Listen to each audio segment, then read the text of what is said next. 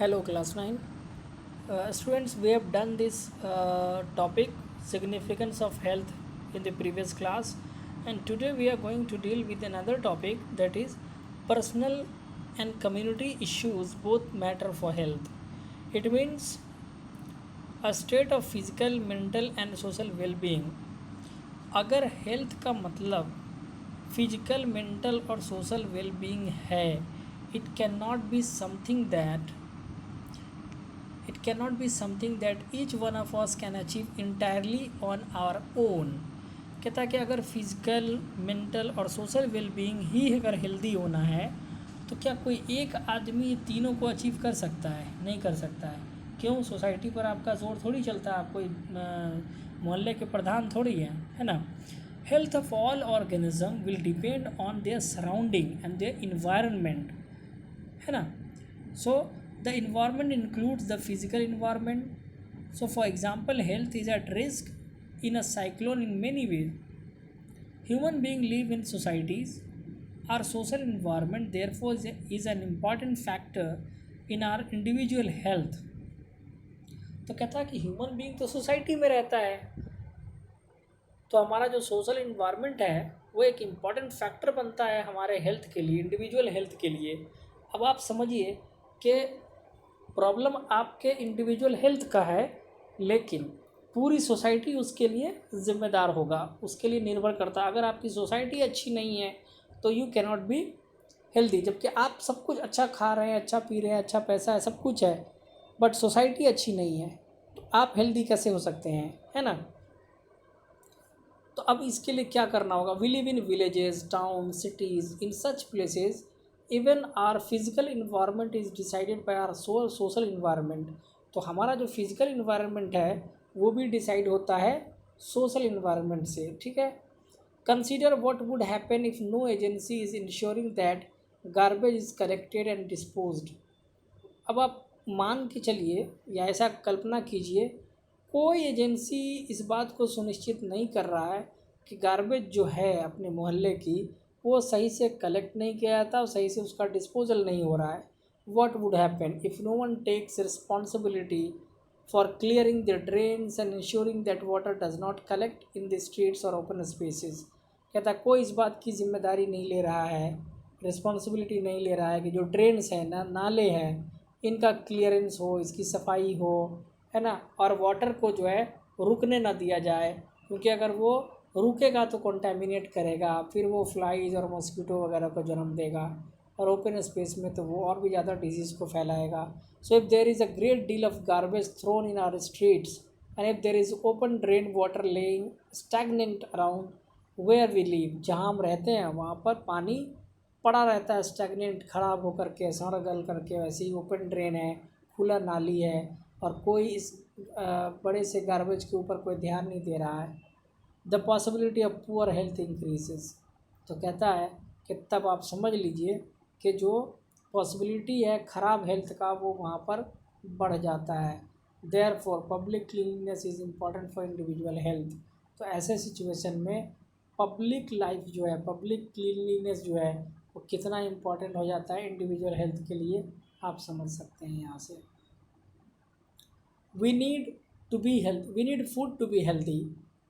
हमको हेल्दी रहने के लिए अच्छा फूड एकदम ज़रूरी है, but listen, and this food will have to be earn by doing work. और ये फूड कहाँ से आएगा? जब हम काम करेंगे, पैसे कमाएंगे, तब आएगा।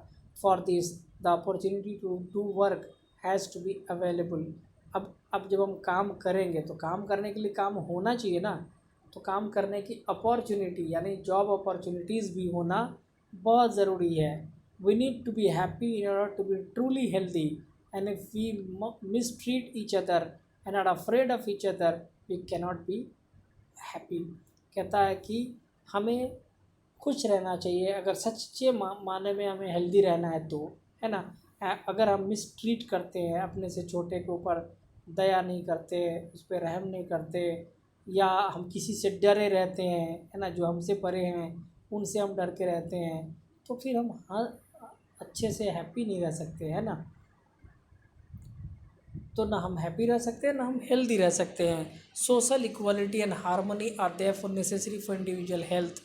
तो फिर सोशल हार्मनी कहता है, जो भाईचारा है, फ्रेटर्निटी है, आपस में सामंजस्य है, ये सारी चीज़ें बहुत ज़रूरी है। सोशल इक्वालिटी है ना, एक अच्छे हेल्थ के लिए। We can think of many other such examples of connections between community issues and individual health.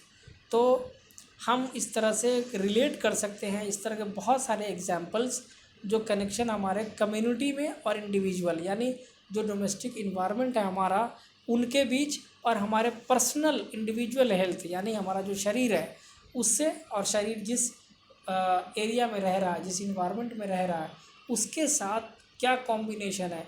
ये देखिए, ये फिगर पिछले एनसीईआरटी में नहीं था, ये नया चीज़ यहाँ इंट्रोड्यूस हुआ है, तो इसको आप नए बुक में फाइंड आउट करेंगे। 5 F's what is to be done. देखिए, हाइजीन और सैनिटेशन, इस दोनों का यहाँ पर बड़ा अच्छा कॉम्बिनेशन दिखाया गया है। फिकल मैटर आप समझते हैं, जो लेट्रिन मटेरियल होता है, जो हम लोग सुबह को बाथरूम जाके करते हैं, वो फिकल मैटर कहलाता है। ठीक है, उसके लिए 5 चीज़ें, 5 F से इत्तेफाक है। ये 5 F याद रखना चाहिए आपको। सबसे पहला क्या है? सबसे पहला है फ्लूइड्स। फ्लूइड्स, आप इसको अच्छे से देखिए, फ्लूइड्स, FLUIDS, फ्लूइड्स यानी तरल चीज़ें जो बहती है ना, फ्लूइड्स, लिक्विड। इसकी हाइजीन क्या है? To protect the water source. अगर पानी का जो सोर्स है उसको आप बचा के रखते हैं, ये पहला F है। And treat and store water safely, ये सैनिटेशन है। सैनिटेशन कहते हैं बचाव को, हाइजीन करते हैं उसकी सफाई को, उसका जो नेचुरल क्वालिटी है उसको बचा के रखना। ठीक है, तो प्रोटेक्ट करना है वाटर सोर्स को, और जो वाटर हमारे पास है उसको ट्रीट करना है और स्टोर करना है सेफली। अगला F आता है फिंगर्स, हमारे जो फिंगर्स है उसके लिए कहता है wash your hands before preparing and taking food. ये हाइजीन है हमारा, खाना खाने के पहले और उसके बाद। हमें खाना बनाने के टाइम भी और खाना खाने के टाइम भी, दोनों टाइम हमें पहले अच्छे से हाथ धो लेना चाहिए। ठीक है, और सैनिटेशन क्या है? वॉश हैंड्स आफ्टर डेफिकेशन, तो बाथरूम से आने के बाद भी हाथ को अच्छे से धो लेना है। तो आप याद रखिएगा, 2 F हो गया। Third F is fly. Fly जो मक्खियाँ हैं, जो फ्लाइज है हमारे घर में होते हैं, उससे कवर द फूड को कवर करके रखना है, ये हमारा हाइजीन है। कंट्रोल फ्लाइज, ये हमारा सैनिटेशन है। कंट्रोल फ्लाई यानी सफाई रखेंगे तो नहीं आएगा, तो उसके लिए जो कभी ब्लीचिंग पाउडर, कभी कुछ जो हम लोग मारते हैं, फिनाइल वगैरह यूज़ करते हैं, और भी बहुत सारे लिक्विड अब आ गए हैं जिससे फर्श साफ़ किया जाता है, जिससे फ्लाई वगैरह का खतरा नहीं रहता है। अगला है field, clean vegetable and fruits before use, ये हमारा हाइजीन है। और अवॉइड ओपन डेफिकेशन, ये सैनिटेशन है, बाहर में शौच करना नहीं चाहिए। तो ये फील्ड का सुरक्षा हो गया। और लास्ट है फ्लड्स। ठीक है, प्रॉपर ड्रेनेज सिस्टम होगा, ये हमारा हाइजीन है। तो और ट्रीटमेंट ऑफ वाटर, ये सैनिटेशन है। तो प्रॉपर ड्रेनेज सिस्टम होगा तो फ्लड कभी नहीं आएगा। ट्रीटमेंट ऑफ वाटर अगर ढंग से करेंगे, डिस्पोज ऑफ करके, और तब पानी को ड्रेन किया करेंगे, तो इससे क्या होगा, हमारा जो वाटर पोल्यूशन है वो कंट्रोल होगा। देखिए H जहाँ जहाँ लिखा है, ऊपर में H होगा हाइजीन और नीचे में S है, दैट इज सैनिटेशन। तो इसका फ़र्क समझिए। ये जो फिगर है ये पहले नहीं था हमारे बुक में। Prevention of transmission of disease bye maintaining sanitation and hygiene. ठीक है, तो ये चैप्टर आज का हम यहीं समाप्त करेंगे। कल हम लोग पढ़ेंगे distinction between healthy and disease free. तो हेल्दी होना और डिजीज़ फ्री होना दो अलग चीज़ है। ठीक है, हेल्दी होने के लिए क्या क्या ज़रूरी चीज़ें हैं हम पहली डेफिनेशन में बता चुके हैं, physical, mental and social wellbeing. लेकिन डिजीज़ फ्री होना क्या है, वो सिर्फ फिज़िकल जो आपका हेल्थ है, फिज़िकल हेल्थ, उसको ये अच्छा बनाता है। मेंटल और सोशल का इसमें कोई रोल नहीं है। ठीक है, ओके, थैंक यू।